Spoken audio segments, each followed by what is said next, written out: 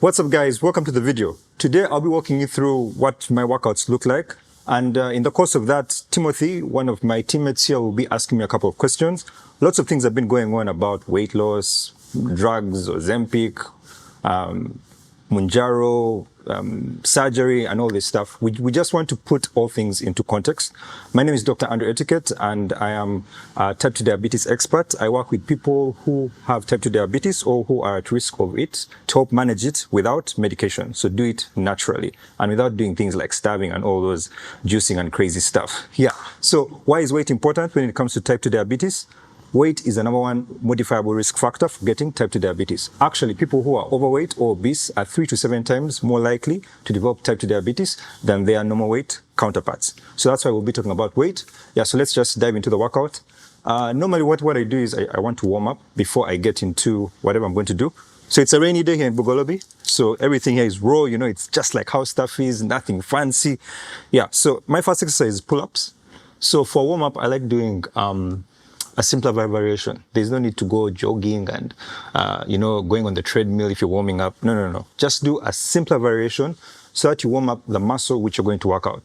Don't do jogging, which is going to help, or go on the treadmill, which is going to help warm up your legs, yet you're going to be doing pull-ups, which is for your back and for your biceps. Yeah, so make it do something which actually works in the same way. Yeah, so I'll be doing I just normally do like 8 to 10 reps of that exercise I'm going to do. So these are chin-ups, a variant of pull-ups. So I just do a lighter variation, and the aim is I'm just getting those muscles stretched out a bit and also getting some blood flowing through them. So for me, that would be enough. Yeah, and then I'll just shake it off for a while. Right now, really, I'm going to be using bands because there's a certain repetition range which I want to hit, and I'm trying to build up. I'm trying to build up my strength, so that I'm doing quality repetitions, not just bumping it through. So I'll be using bands just to aid it a bit. Yeah. Rainy day, but there's no resting even on a rainy day. All right. So let's go for 10 repetitions. 2, 1. Control the downward.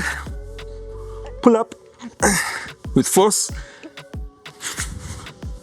I try to get as much of my body above the bar, as much of my upper body, that is.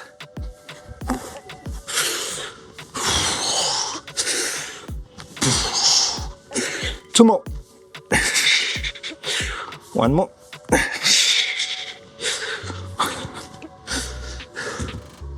All right, that's it. All right, my next exercise is going to be dips. Dips work the chest. I still like to, to open up the chest, warm up with something lighter, maybe something like push-ups. Again, a simpler variation. I can do push-ups on the ground, but I'm not going to do anything so much out there. As I said, about just 8 reps. Just focus on that stretch in the chest, just to open it up.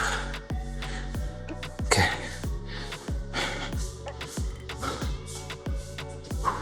So, I normally do 2 exercises back to back, and it's for muscles which complement one another. Complement may not be antagonize one another. So back is going to antagonize chest. They kind of work in opposite planes of movement. Yeah, so that's a good way to actually get a workout done a little bit quicker, but while still getting the benefit out of it. I wouldn't do like 5 exercises at a time because you need to rest. All right, so let's do dips.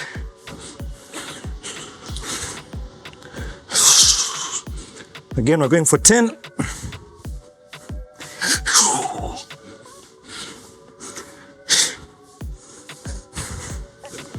Two more.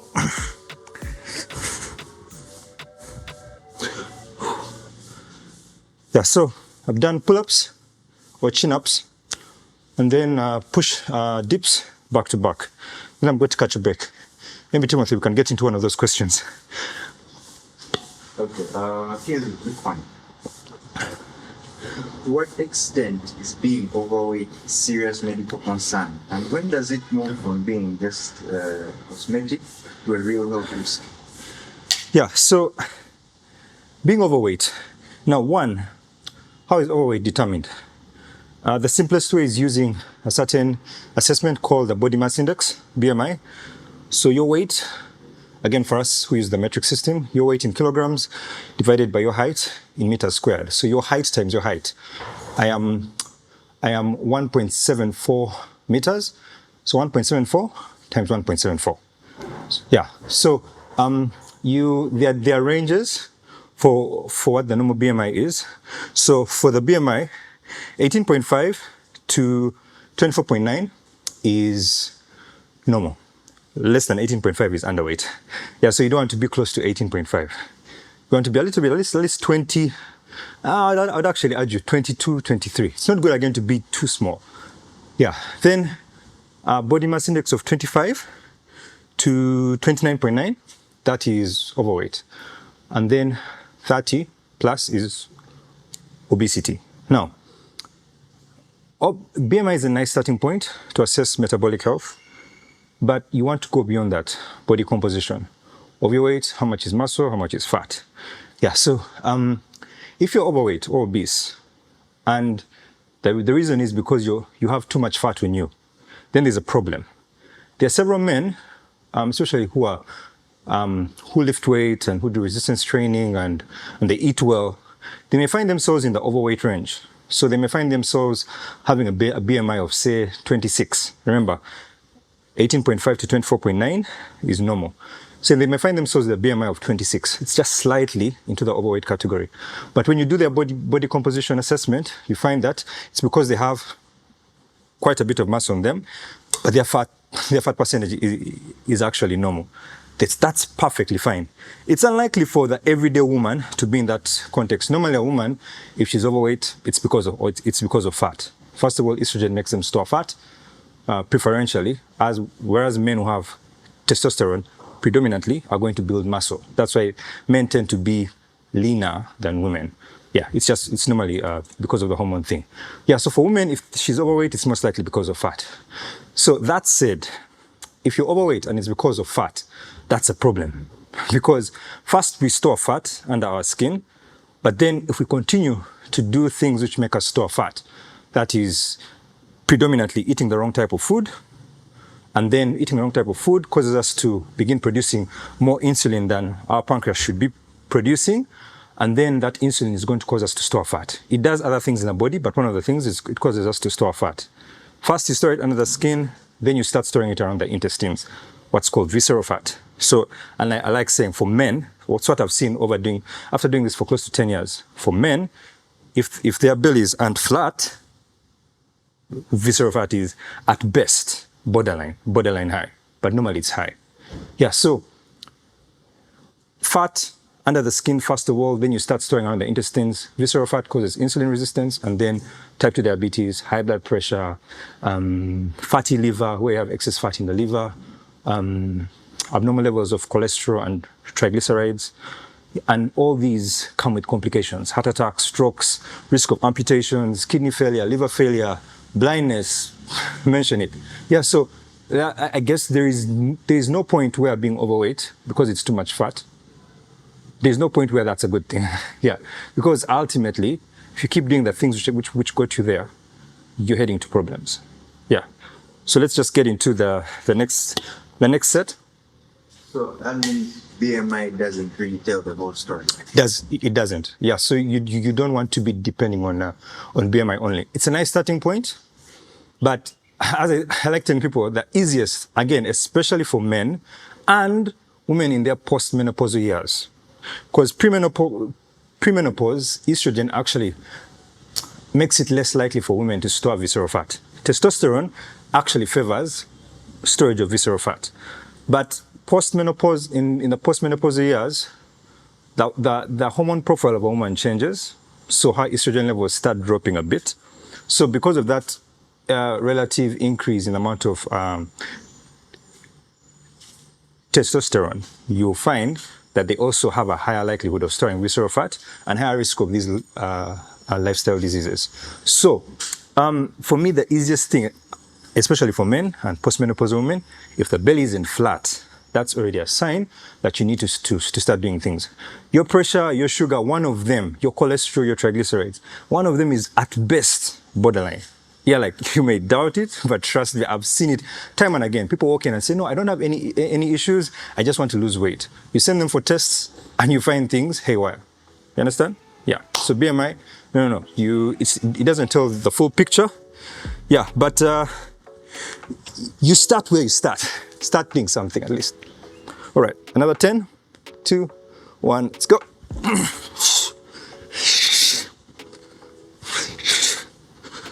Again, quick up and control the down. 3 to go.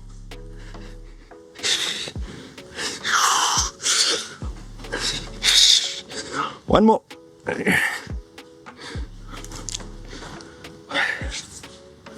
Right, let's get those dips in.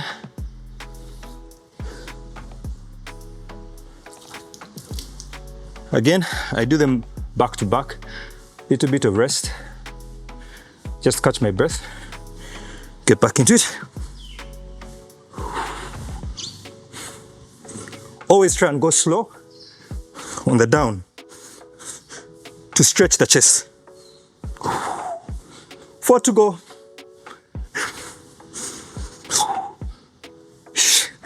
One. All right, set 2. Today I think I'll do 5 sets. So we have 3 sets to go. Yeah, Timothy. Next question.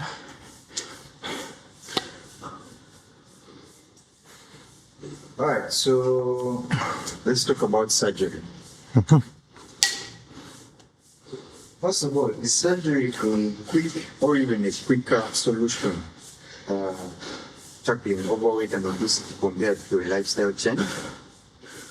Yeah, so I guess, as we said, how does somebody gain weight? Somebody gains weight.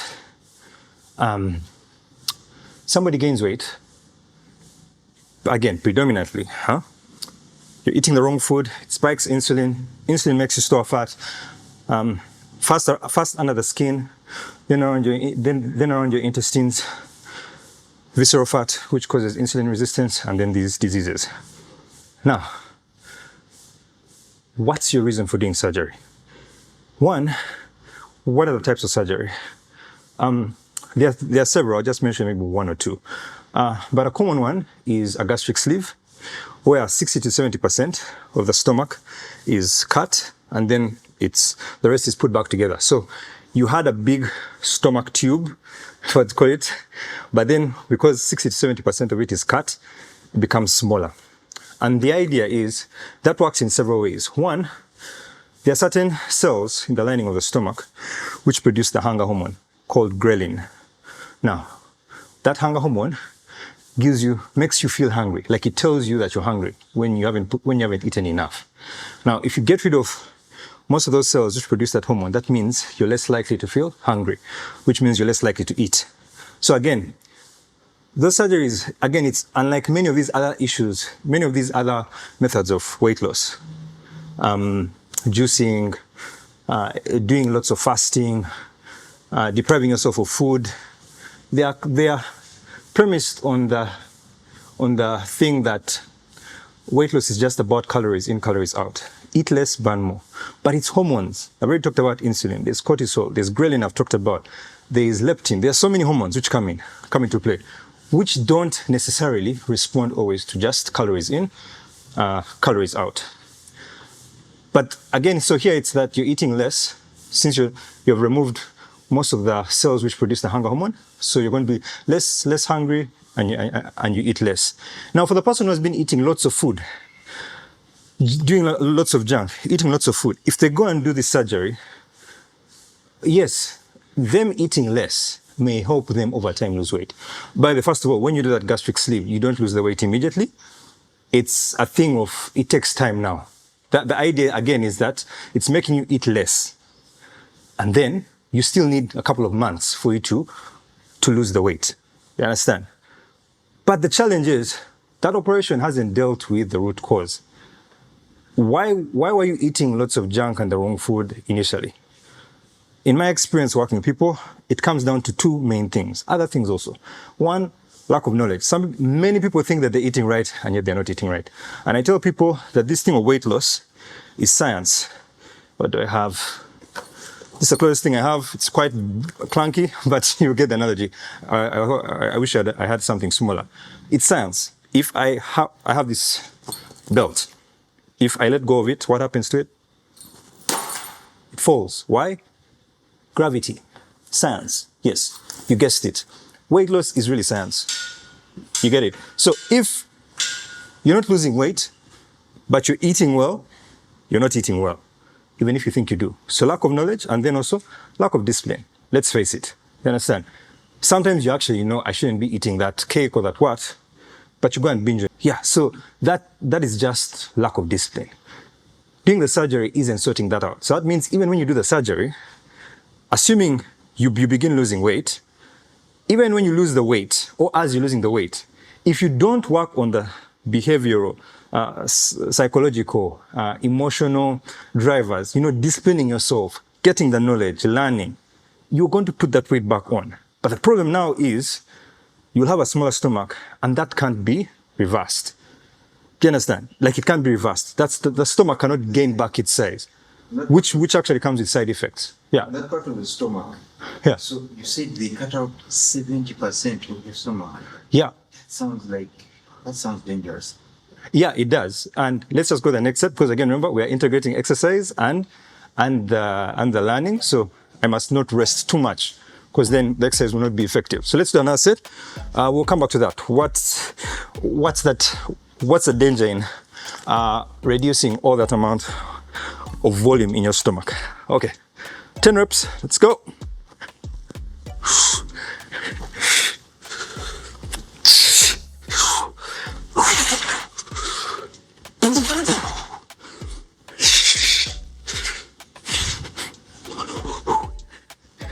Four to go.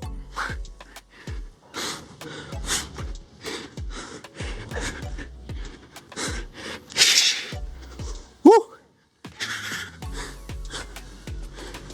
Okay. Right, dips. Go for 10.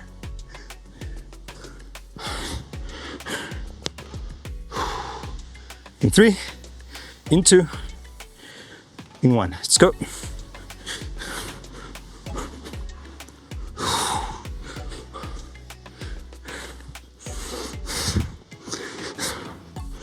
Three to go.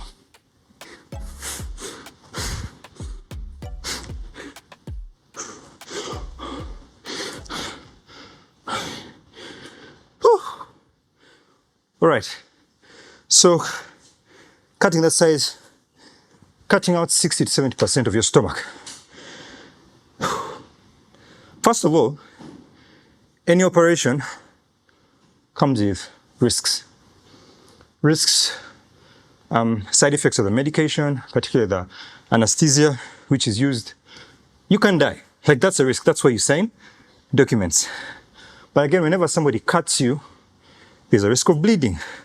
And particularly with this operation, actually, you have to be monitored closely after the procedure, because there's a risk of you bleeding. And it can be, again, fatal. I mean, if you bleed out and the bleeding cannot be controlled, you can die. So there are those risks which come with that. But then also, when you reduce on the size of the stomach, your stomach is about here. Your stomach is around here. And then you have the food pipe, esophagus. So the stomach, then the esophagus, then your mouth. That's how your digestive canal, that's what it looks like, basic anatomy. Now, if you have a smaller stomach, it means that food can come back, reflux. You You understand? So you can find yourself having burning pains in your lower throat or in your throat. You can begin noticing that food comes back to your mouth. You can get lots of bloating, discomfort in your stomach. And yeah, one, that's discomforting. But also two, remember the contents of the stomach are acidic. Your esophagus should not be as acidic as your stomach.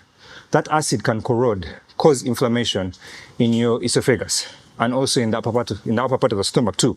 That repeated irritation by the acid can cause chronic inflammation or repeated bouts of inflammation.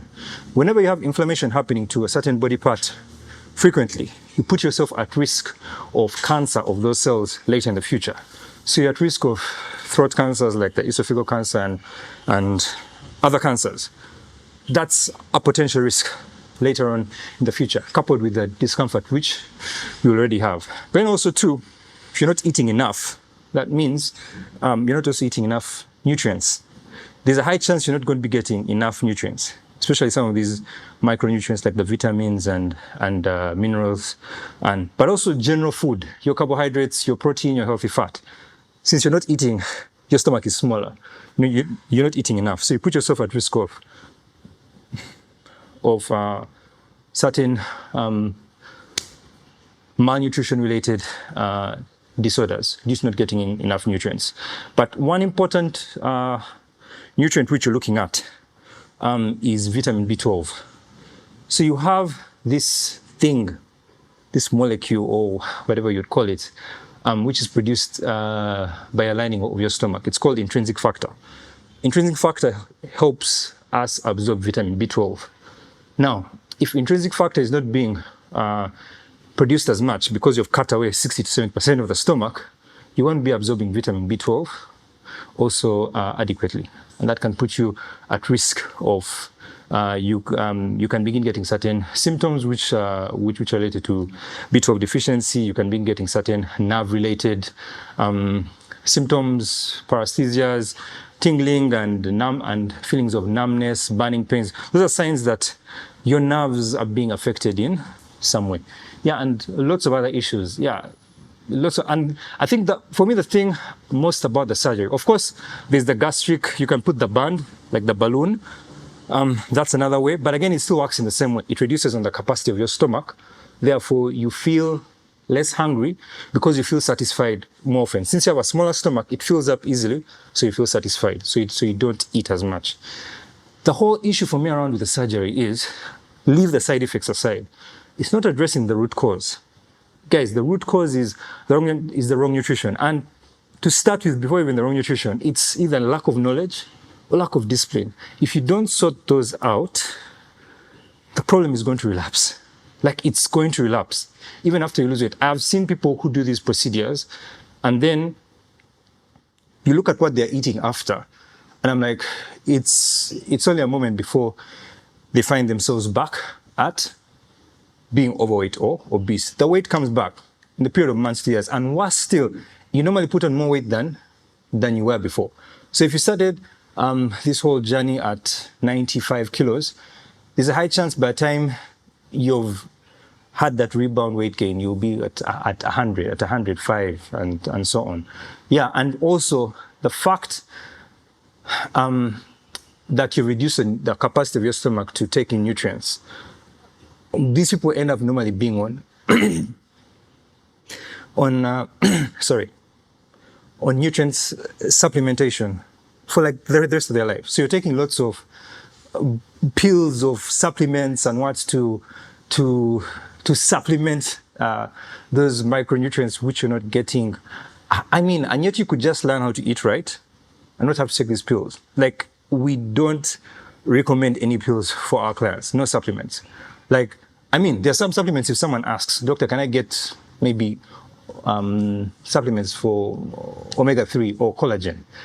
I mean, if they want, I tell them, yeah, like those ones are not harmful. Again, as long as they don't come with added junk, like some of them are coated with syrups which have high fructose and all that stuff. As long as it doesn't have lots of sugar and what, I may say, okay, fine. But I don't recommend them as the baseline for how we help people.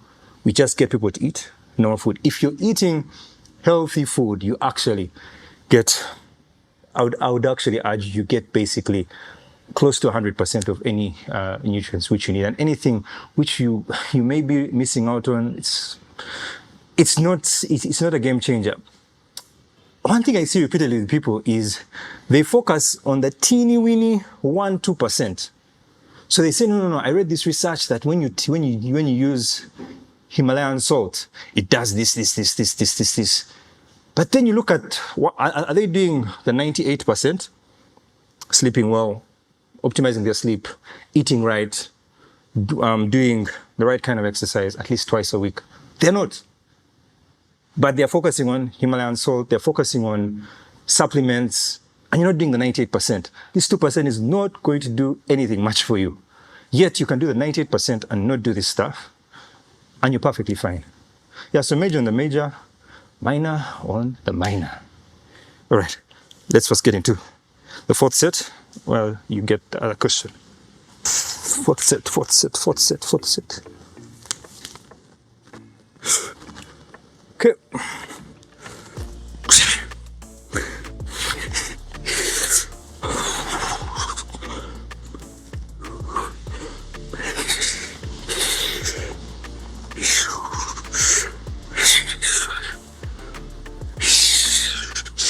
3 to go.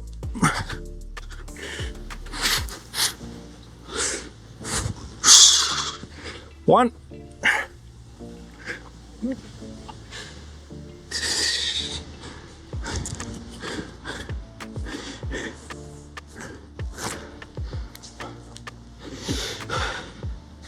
Right. Quick breath. 3, in 2, in 1. Let's go.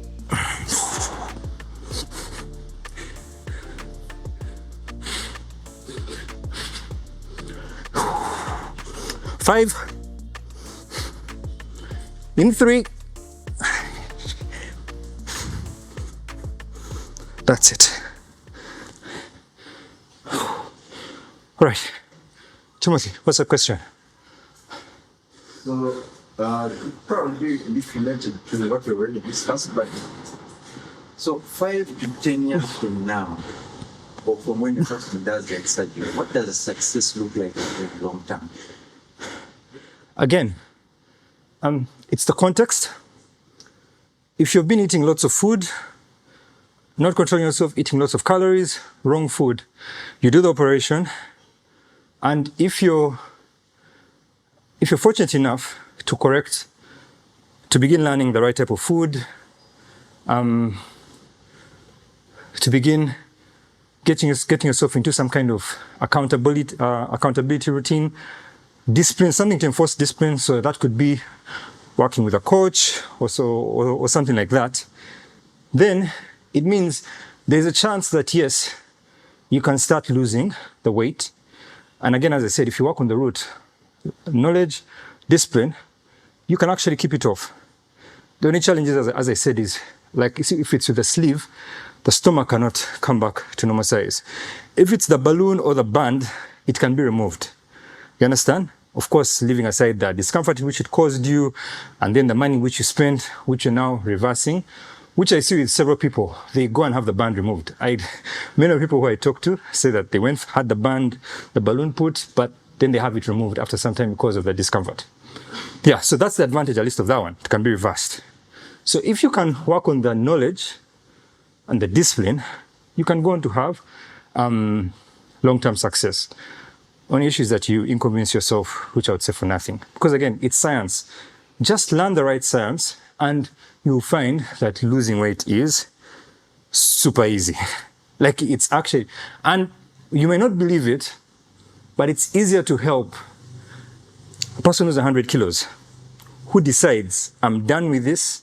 Like somebody maybe goes, their blood pressure is high, they're tired of having low confidence, having low self-esteem if it's a man, maybe issues to do with erectile dysfunction came in. He's tired of all this stuff. And he says, I want to lose the weight. Doctor, I'm going to follow everything which you told me. I'm cutting out the alcohol. I'm ditching the shisha, the smoking, all that stuff. I'm ready to do whatever you tell me. It is easier for that person who's 100 kilos to lose weight than somebody, say, who is 80 kilograms. It's actually easier for the person who's 100 kilos. I see time and time again, clients of mine who are 100 kilos lose 9 kilograms of fat in the first 6 weeks. Like those who follow everything, it's totally possible. 9 kilograms in 6 weeks. As you lose the weight, it's harder to hit those upper speeds of losing fat. And by the way, I'm talking about fat. I'm not saying 9 kilos of weight where 4 kilos is muscle. No. I'm saying 9 kilograms of fat and even maybe gaining half a kilogram of muscle or 1 kilogram of muscle. So 9 kilos in 6 weeks. I see it time and time again. As the time goes on, the rate of weight loss drops. That's just natural. It's harder for someone like me to even lose 1 or 2 kilos. It's a little bit harder because my weight is already quite optimized. I have to do I have to optimize certain things for that to happen. Yet for a person who's 100 kilos, you've been doing lots of stuff wrong. So just start doing the right thing, you start losing the weight. Yeah, so 5 to 10 years, if you can learn knowledge, if you can acquire knowledge, get discipline, accountability, and start doing the right things, commit to now a lifelong journey, it could work for you. But again, did you need to do that? To spend all that money, put yourself through all that risk and discomfort? No. The surgery isn't sorting out the weight immediately. You understand? Like, you're still going to have to do the months. So it's trying to work on the thing of getting rid of your hunger hormones, reducing your level of hunger and all that. But you're still going to do the months either way. So why not cut yourself up, not have balloons and all this stuff put in you? Why not just learn the right stuff and commit? Yeah. Because doing this because I need it to be immediate. I need the weight to be gone next week. Yeah, so that's the thing. It's not going to happen next week. It may take a shorter time than somebody who does stuff the natural way, but it's not going to be that short. Do you understand? And if it is, the reason why it's that short is because you're losing muscle. Remember what I said? We have seen people lose 9 kilos in 6 weeks. 9 kilos of fat. If somebody goes and does those kinds of things, and we shall talk about the injections after this, because they fall in the same line. Again, just focusing on eat less, burn more kind of philosophy, you're going to lose muscle. And I tell people, whenever you lose muscle mass, one, you look weird. Bones are all popping out. You look thin, so your upper arm, you're like this. You look thin. Your skin looks weird. Yeah, in addition to all that stuff, as long as you lose muscle, you're never, and I mean never, you're never going to sustainably lose fat. But if you can keep your muscle mass constant while losing fat, or maybe even improve the muscle mass by 1 or 2 kilos, you're never going to improve it by 5 kilos doing everyday, simple, good nutrition. If you want to increase by 5, 6 kilos, 7 kilos, you need now to eat much more food and optimize your exercise like these actors in many of these movies do. Yeah, but as long as you keep losing muscle mass, you're never going to sustainably lose fat. You're going to keep finding yourself back here a couple of months, years down the road. And what's still also, your blood sugar is going to start getting out of control because muscle is very necessary for regulating blood sugar. So it's not as quick as you think. And then again, look at the quality of life after that. Do you want to be swallowing supplements and multivites and all this stuff after the operation for the rest of your life? Is that the life which you want to live? Again, if you're fine with that, fine. But I don't know, is it unreasonable to say that it's better to just kill, again, depending on what weight you're at, kill 4, 6, 9 months, even maybe 1 year to strict discipline? I mean, guys,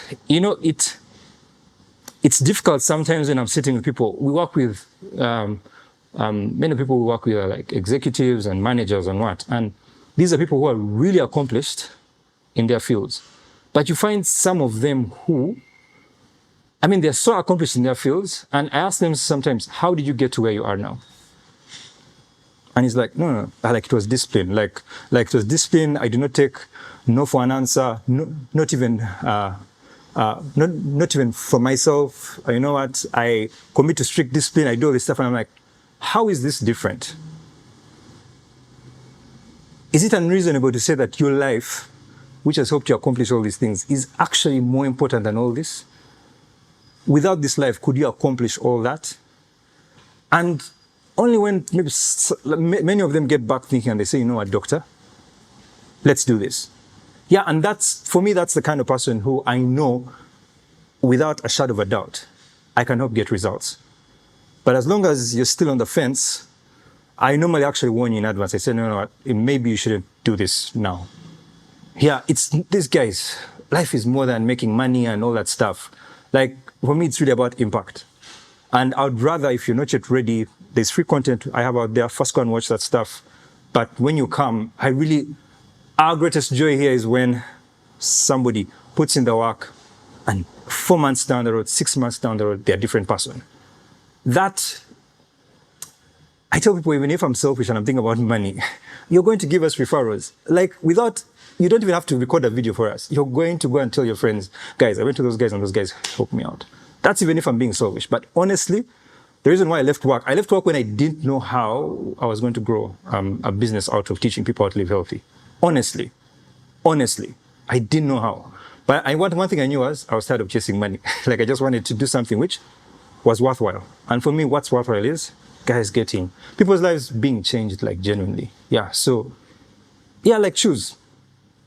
Do you want to learn and change your life once and for all, or do you want to keep going around a vicious cycle for the rest of your life? Lose weight, gain it back, lose weight, gain it back. Then, oh, the sugar is now high, oh, what? If that's what you want, yep, that's it.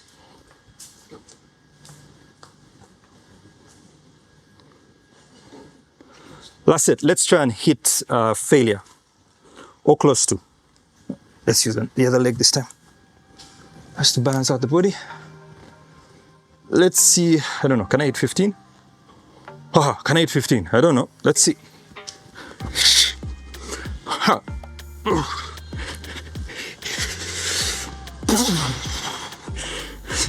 It's 5.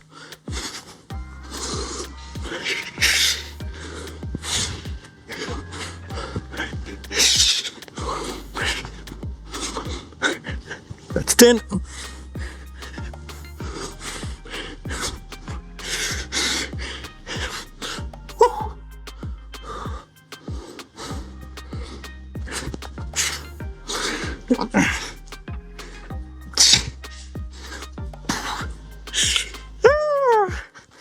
That's 14.5. Ouch. Let's try the same for the dips.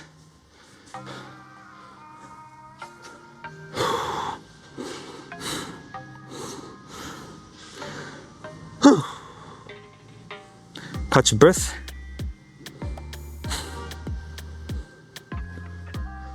In 3, in 2, in 1. That's 3.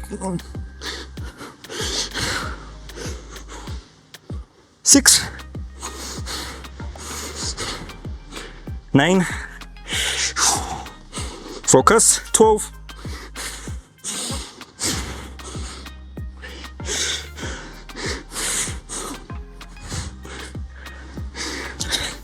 15. Next question, Timothy. Okay, so if I am pre-diabetic or I am already diabetic, Yeah. but I'm also struggling with weight, and like you have mentioned, weight doesn't seem to be a very good thing, especially in fat. Would you recommend surgery as the first option so that I know I can get the fat out and then I can move on with the lifestyle implementing, but at least I've gotten the fat out quickly? Yeah, so one, remember as I said, in the causation of type 2 diabetes, one, you are gaining fat. Can the surgery help you sort that out? Probably. But also, you're losing muscle, or the ability of your muscle to respond to insulin, muscle insulin sensitivity has dropped. Is surgery going to help you build muscle? No. No, it's not. Yeah, so I wouldn't. But also with type 2 diabetes, particularly with type 2 diabetes, maybe not so much with pre-diabetes, you don't want to be getting wounds anyhow. And of course, when they do surgery, there's a wound which is created inside.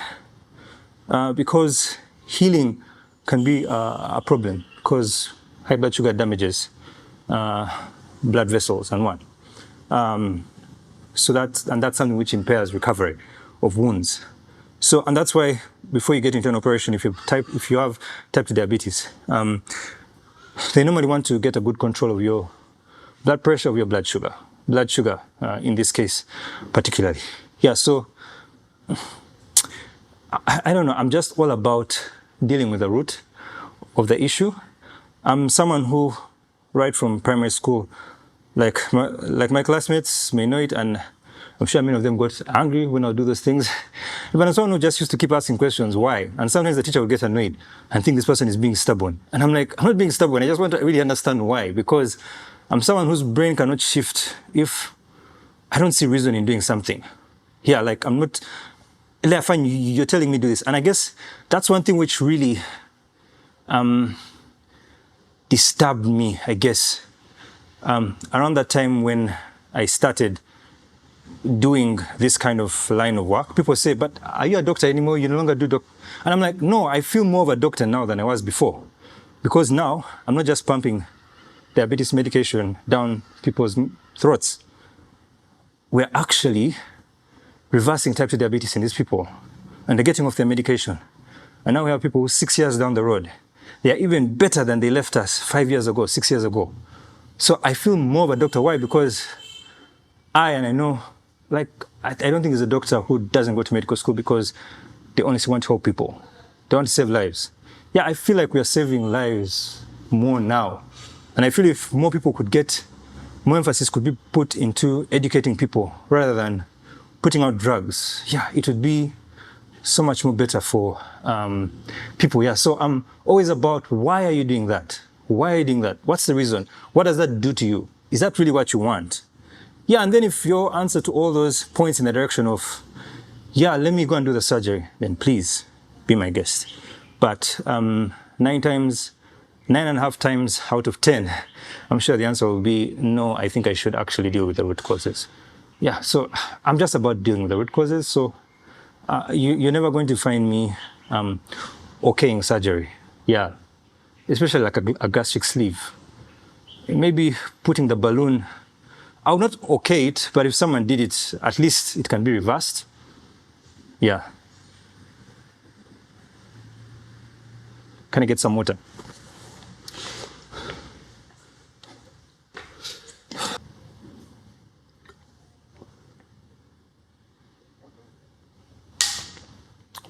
All right, let's do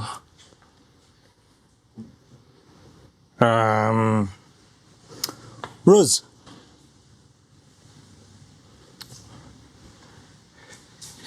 Let's do.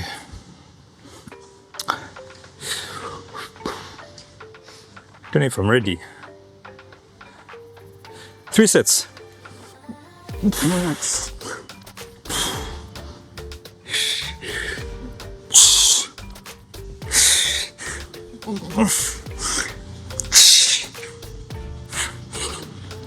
Eight.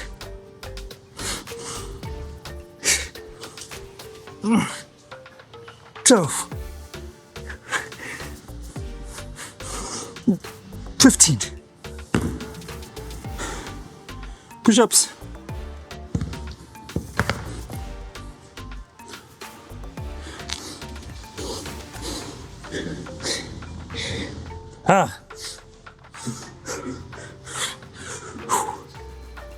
That's 3.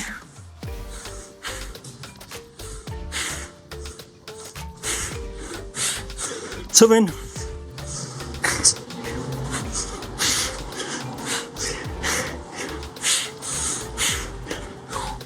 12.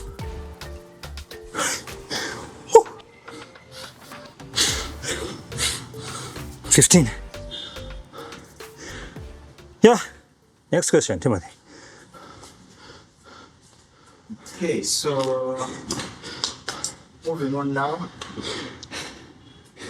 is a bit more technical. What are GLP-1 agonists? Aha. Are they used to treat obesity and diabetes? The infamous ones, the GLP-1 agonists. So glucagon-like peptide 1 agonists. First of all, at the start of the exercise, I remember I told you that I'm going to do 2 exercises which work antagonistically to each other. So pull-ups, pulling for your back, versus dips, pushing for your chest. So they work in the same plane antagonistically. So GLP-1 receptor agonists, agonists means they work not in the opposite fashion, they actually work together. So they work in the same way. So glucagon-like peptide 1 is a protein which attaches to certain receptors, causing your pancreas to produce more insulin. That insulin helps to reduce your blood sugar levels, especially after meal. That's the main action of glucagon-like peptide 1. Now, glucagon-like peptide 1 agonists are drugs which mimic that action. So they act in the same way. They bind to that receptor and cause a similar effect to increase the amount of levels of insulin to help reduce the blood sugar levels. And reducing blood sugar levels ultimately, that's one of the things which they do. So in that context, they are used as type 2 diabetes drugs. But then in higher doses, they are also used as weight loss drugs. And in that context, how they work is they reduce on the speed at which your stomach empties its contents. So if your stomach empties its contents into the small intestine, and those digested food contents are then absorbed in the small intestine. If your stomach can reduce on the rate at which it releases those contents into the intestines, less food is absorbed in a certain amount of time. So that's one of the mechanisms by which it is going to help aid with weight loss. But also, they can also act centrally. Centrally means to your brain to help reduce an appetite. If it's slowing down the amount of food, the rate of food entering your small intestines to be absorbed, so reducing on the amount of food which gets absorbed, but then also reducing on your appetite, it's again working on the eat less phenomenon. Eat less, burn more. Remember I talked about that, which is not the right phenomenon about weight loss. Yeah, it's hormones. So it's premised on that. Again, if somebody has been eating lots of food, lots of junk, and they start doing this, taking these shots, they may work initially. They may work initially. For the person who has been starving themselves and tries taking these drugs, the highest likelihood is that they won't work. Or if you lose the weight, most of it is going to be muscle. Actually, there's a paper which came out which said that with Ozempic, for example, I think the most common GLP-1 agonist now, the rate of muscle loss can be as much as 40% of the total amount of weight lost. Which means if, say, you lost 10 kilograms over time, you can end up losing 4 kilograms of muscle in that time. You don't want to be losing 4 kilograms of muscle. And that's why, look at anyone who takes these GLP-1 agonists. Look especially at the cheekbones. You'll most likely begin seeing those creases, those, call them creases or whatever, being prominent. You most likely begin seeing the bones prominent. Look at the eyes. They may look a little bit sunken. So look at the nature of their skin. Look at their upper arms. If somebody is thin, you understand, different from actually being leaned out, that's normally where you lose muscle fast. Normally it's at the face and then the upper arms. So just look at them in those regions. Yeah, so these GLP-1 agonists, in low doses, they are used to treat diabetes. For example, semaglutide is a generic drug. In low doses, it's sold commonly as Ozempic and used for type 2 diabetes. In large doses, it's sold as Wegovy, which is now used for weight loss. But I know I don't know what's being used here, like in Uganda. I don't know if they're giving people Ozempic, the lower dose, or Wegovy, the higher dose. But that's how it should be. Then some people also go with another drug called tirzepatide, which in low doses is Mounjaro, and that's used for type 2 diabetes treatment. Then in large doses, Zepbound, that's normally used for weight loss. So the higher doses are used for weight loss. Yeah, but again, they're not addressing the root cause. Like, they're not addressing the root cause, and these particularly associated with increased rate of muscle loss. But also on the long term, there are other in the mid to long term, there are other potential side effects. Increased risk of pancreatitis, inflammation of the pancreas, increased risk of thyroid tumors. These are things which are documented. Yeah, you don't want to be, I don't know, do you want to be putting yourself at risk of some of those things? Again, and yet, they don't address the root cause. The root cause really is ignorance, lack of discipline.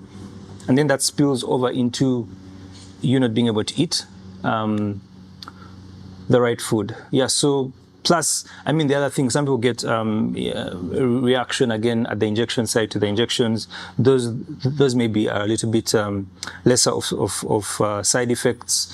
But then also, because they they slow down on the rate at which your muscle empties its, your stomach empties its contents into the intestines, as I said.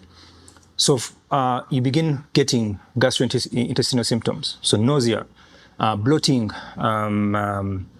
cramping of the intestines. So that discomfort, you could even feel like reflux and all those kinds of things. Like, do you want to be losing muscle? Do you want to lose weight and you look weird? Do you want to, is that what you want? If that's what you want, again, just like with my clients, we never force them to do anything. But like my clients know, I'm very direct with them. As politely as possible, I'll tell them, can I be honest with you? Yes, yeah. So if you do this, this will happen. If you do this, this will happen. Either way, we are here to support you, but you made an investment to work with us. Do you want, what do you want to do? Yeah, and we'll be direct with them, because at the end of the day, 4 months or 6 months, whatever time they have signed up with us will end.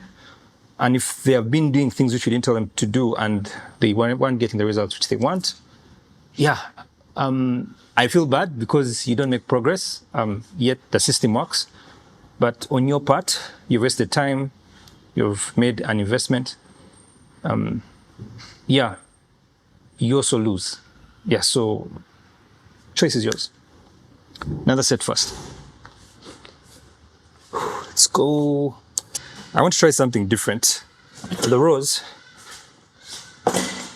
And something, you know, when you're doing the rows, sometimes because you don't have support of your chest, you find yourself using momentum and all that. But also, you put unnecessary strain on your backs sometimes. So I like to do them sometimes lying down like this, because I can then support, I can brace my upper torso, something like this. So that it's really my back muscles working. Okay, 2, 1, let's go.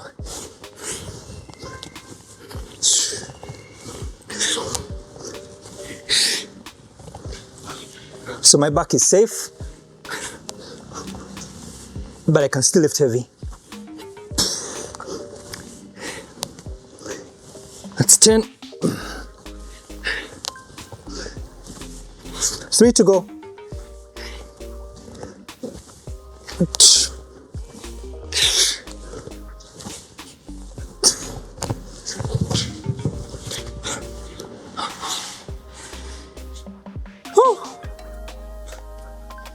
Push-ups.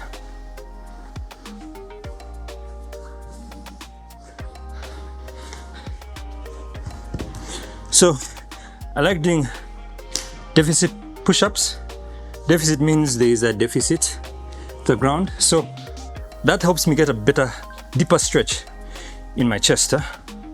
As opposed to if I was doing them on the ground. Sometimes the ground can limit how far down you can go, and hence how much you can stretch out your chest.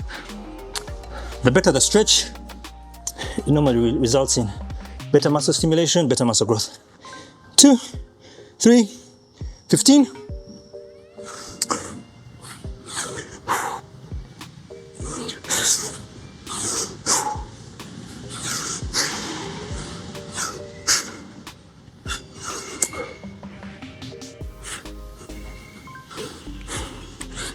Five to go.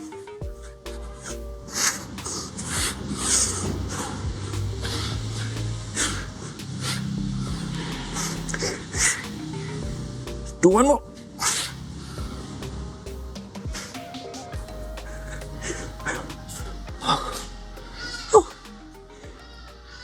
Next question. Okay, so these GLP-1 agonists, Yep. are they a safe, sustainable delivery rate and keep it low? Sustainable way to lose weight. Sustainable, no. Again, as long as you're not addressing the root cause, remember I said, you see, the thing about weight loss, about health is, one, many of our clients, when they come to our offices here, and then they find me doing exercise, they're like, hey, doctor, I mean, even you do exercise. And I'm like, yes, like this exercise thing, eating healthy, even I, after me preaching all this much, if I go and do those wrong things, I will gain weight, I will get type 2 diabetes, I will get high blood pressure, I will get dyslipidemia, I will get fatty liver. God forbid, I will die because of kidney failure or whatever. Do you understand? Like, no one is exempt. And unfortunately, this fitness thing is not like land. If I go and buy land, I have the title. I mean, all factors remaining constant if there's no corruption in the land's office. I will have my title. As long as I keep checking on the land, there's no one encroaching, that land will be mine and for my family forever, literally. Yeah, but unfortunately with health, we have to keep doing it until we die. Yeah, that's the thing. And therefore, is it ridiculous to say that it's better to learn how to do something which you can actually sustain, something which actually fits your schedule, whether you travel to the village or abroad? Is that ridiculous to say so? Yeah, I mean, yeah, so that's why, again, deal with the root. Learn the right thing, get the right tools which actually are personalized to you, not using the word personalized loosely, actually being personalized to you and your schedule. So I like telling people simple things: eat 2 to 3 meals, 2 to 3 healthy meals per day. Do at least 2 tailored and structured exercise routines, like based on science, per week, just 2 sessions per week. Yeah, and then target to sleep for on average 7 hours, 7.5 hours daily. That's really all you need, and you just keep getting healthier. Yeah, so the fact that these things don't address those 2 issues, even if you lose the weight, you will have to learn these things. And then the risk of muscle loss, you will never sustainably lose fat and be healthy if you're losing muscle. Yeah, it's just won't happen. So it's not sustainable. It's not. If you do those things and then you go and learn the right things and incorporate discipline, then probably to work for you. Problem is, what about the side effects which you talked about? Do you really want to have those happen to you? Again, the choice is yours. Last set.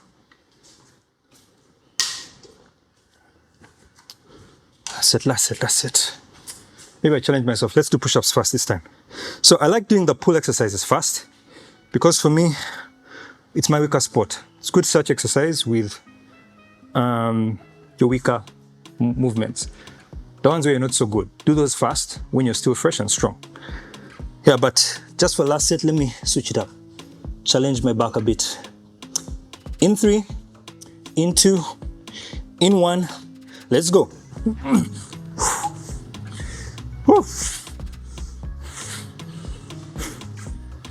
That's 5.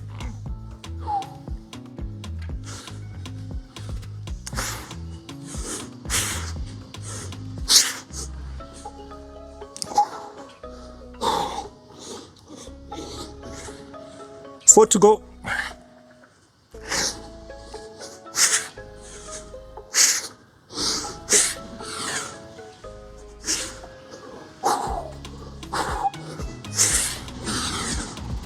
Yeah. Okay. That was hard. I think this is going to be harder, but let's go. Quick break.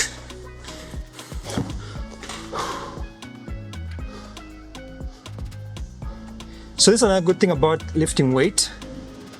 You can get a cardio in. Like right now my heart is racing and I'm not going jogging. Yeah, so that's an advantage again of focusing on resistance training. You kind of can get you can get the most of both worlds, if I'd say. Whereas if you focus on cardio, you'll never get the benefits of resistance training, which I would argue are more important. Yeah. Okay, don't rest too long.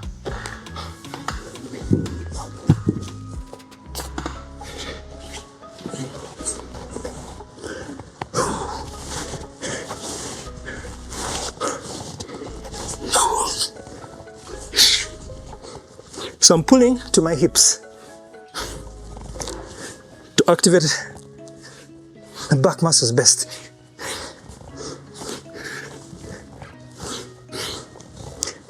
That's 10.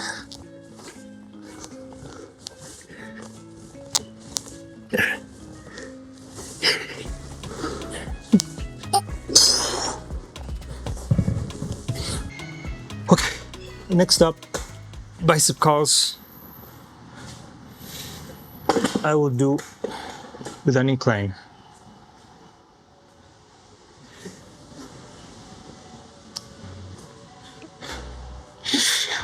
Two, right, 2, 1, let's go.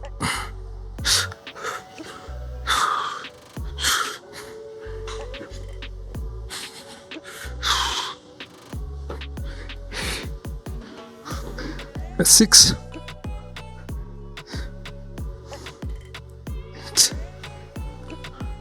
9, 10, 12, 13, 14, 15, 16, go for 20, 19,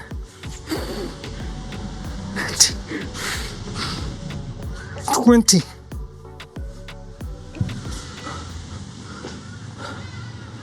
So biceps, I like doing them back to back. Shorter break and do all the sets. I don't like supersetting them with triceps. Just for me, I feel it hits them better for me. So I just rest a little bit, then I finish all my sets at once, then go to the triceps after. If I need to take a break in between, in the middle of a set, I take a break.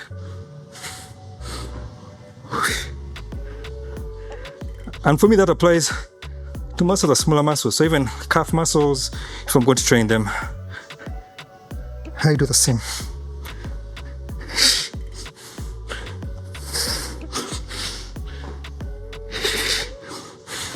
Hold on. It's 10.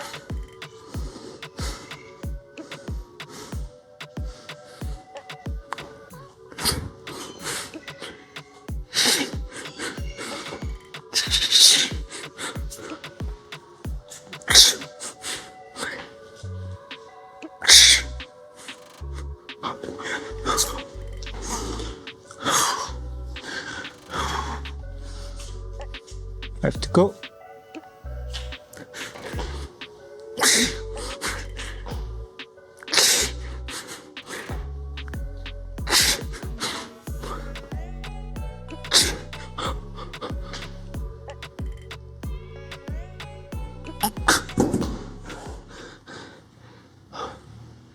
Ah.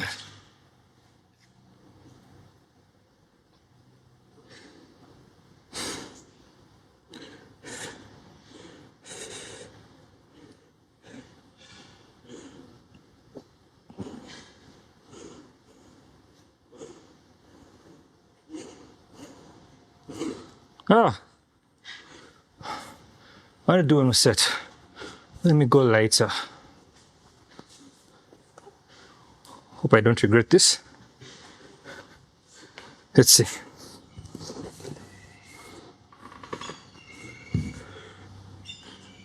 Whew. I hope I don't regret this.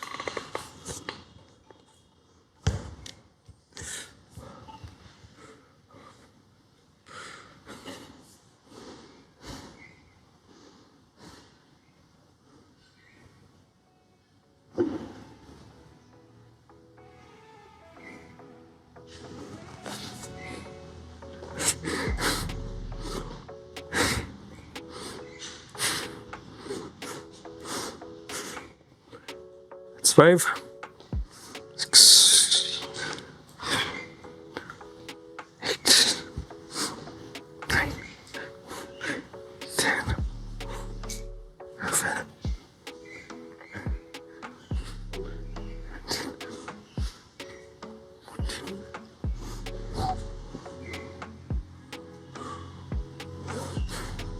15,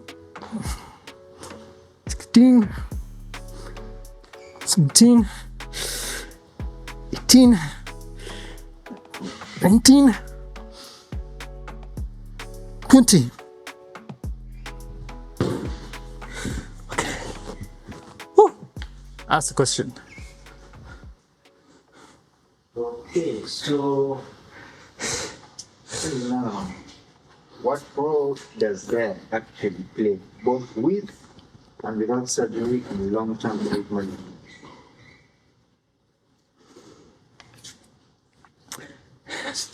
Everything. Yeah.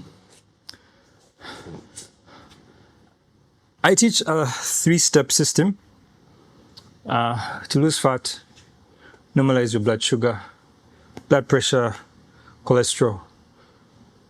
That 3-step system, I call it the diabetes freedom formula.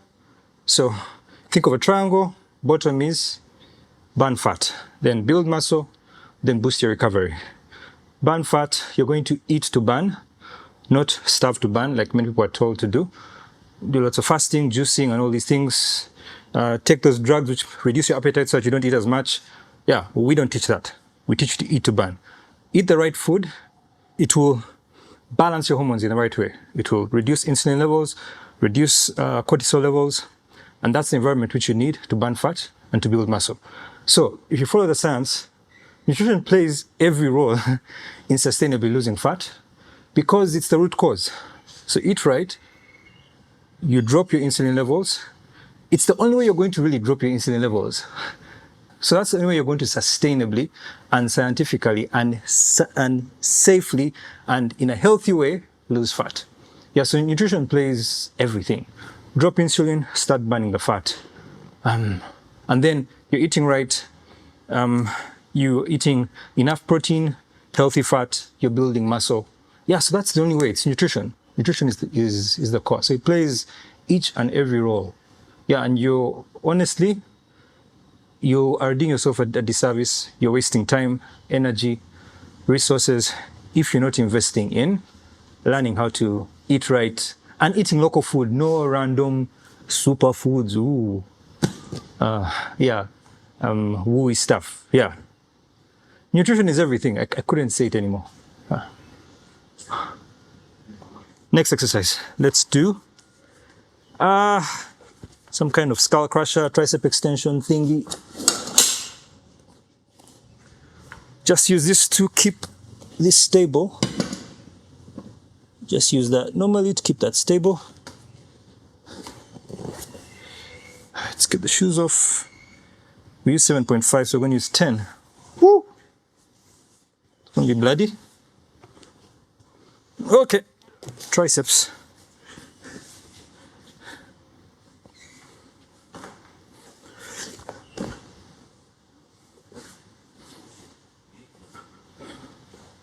Okay, so I cross my leg because sometimes when I'm doing this exercise, I feel pressure in my groins.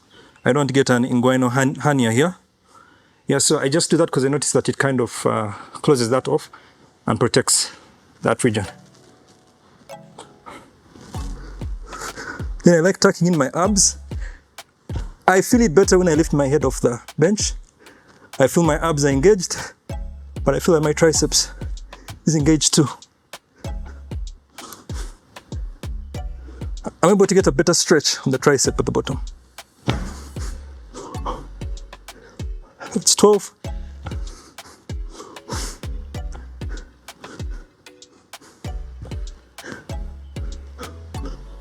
Four to go.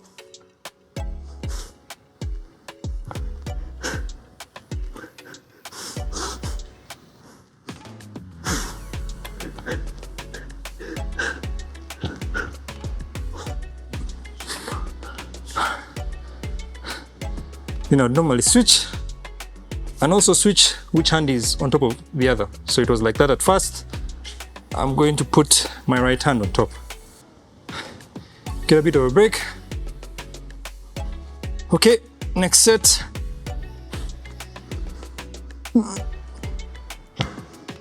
Let's move to the edge.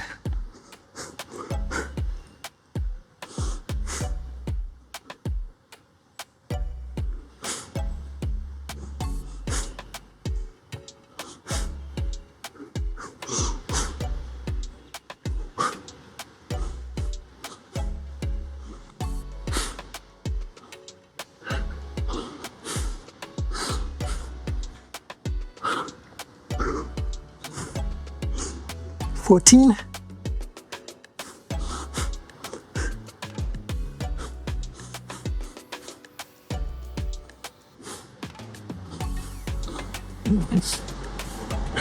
And 20. Woo!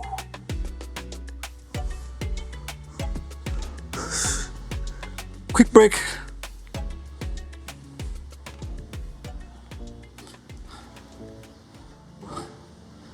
Last one. We may take a break in between. Let's see how far we can go. That's 3.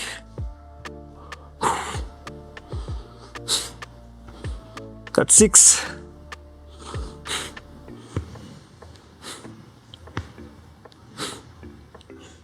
That's 10. 9 to go. Woo! Triceps are dead. 9 to go, 9 to go, 9 to go, 9 to go, 9 to go. Let's go.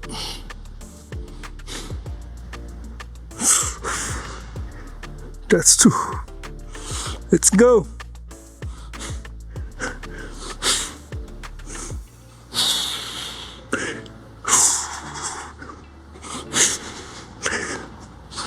One more.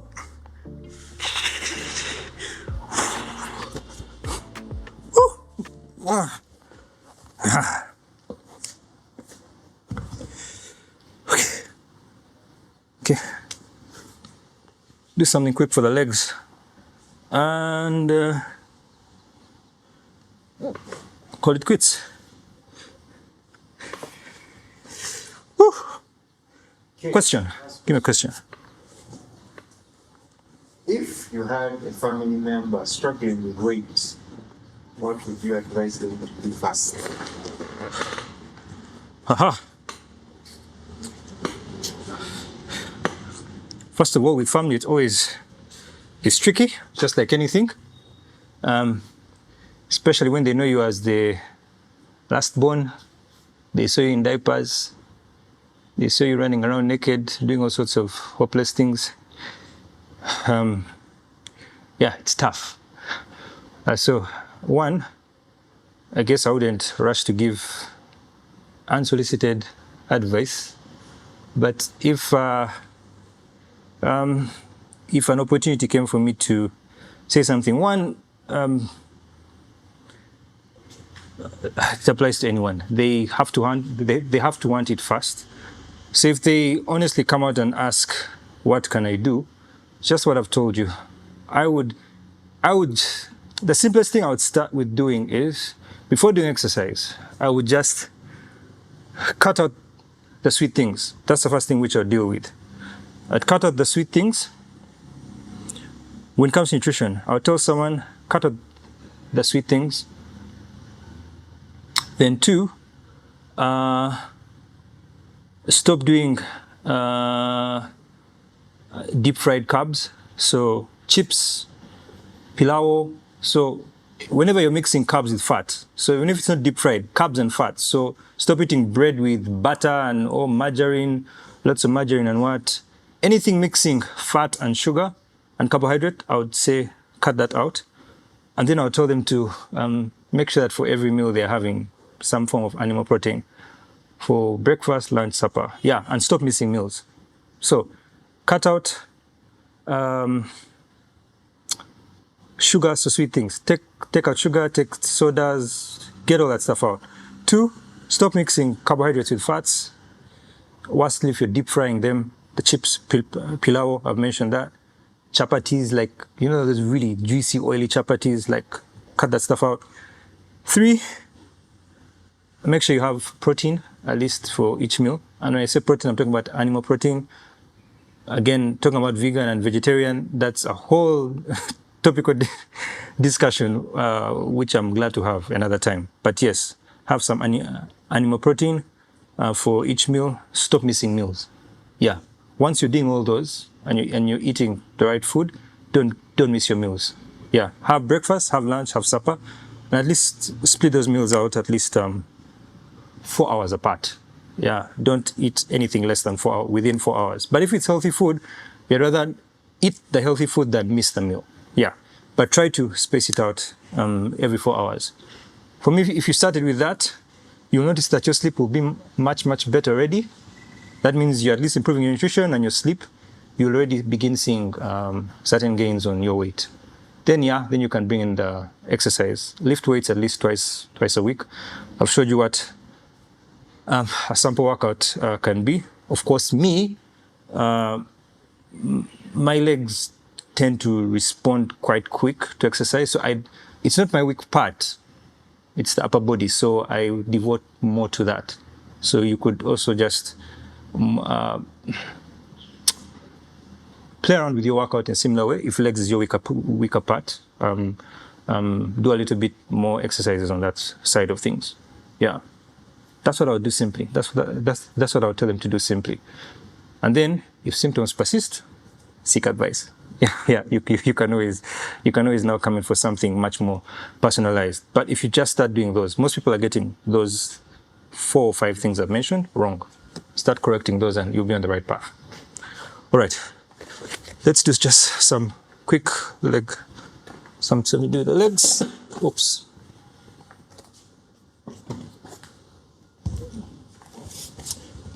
Let's do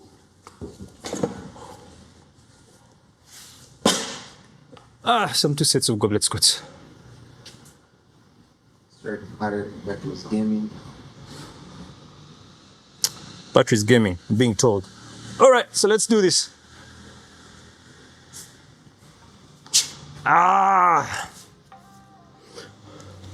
2, 1, let's go.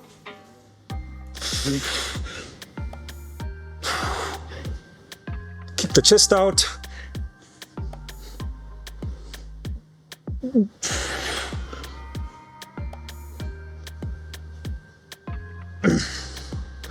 It's 8. Let's do 12. 2 more.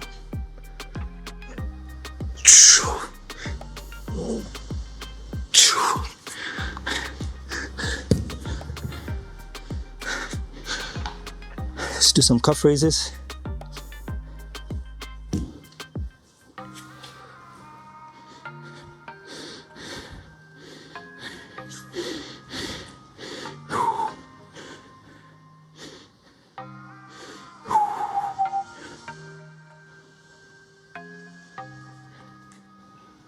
It's 4, 6.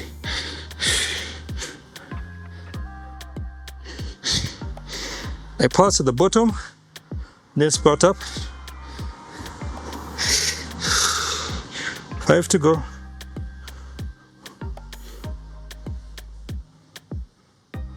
I pause at the top a bit.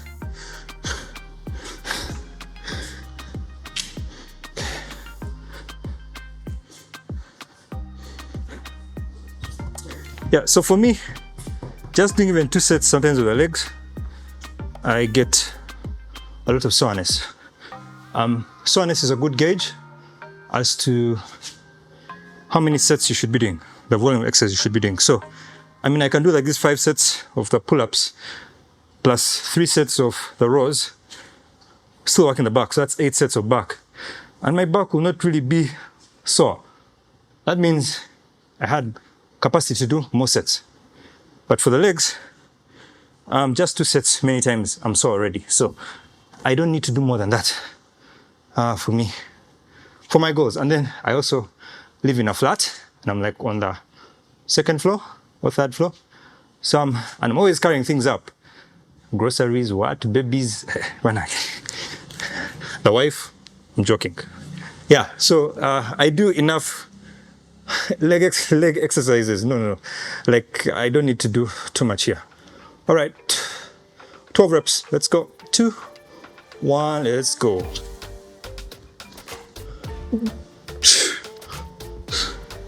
That's 3.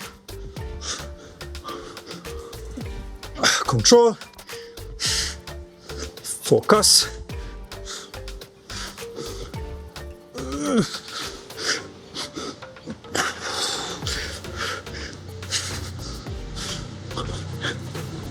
Two to go.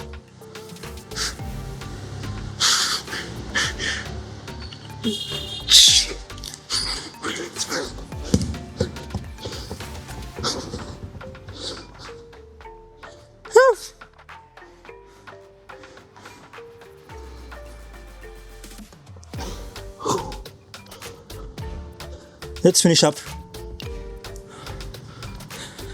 So, calf raises. I was holding the dumbbell with my right hand for first set. This time I'm holding it with my left hand, and the weight is biased more to the left leg, so it balances things out. 15.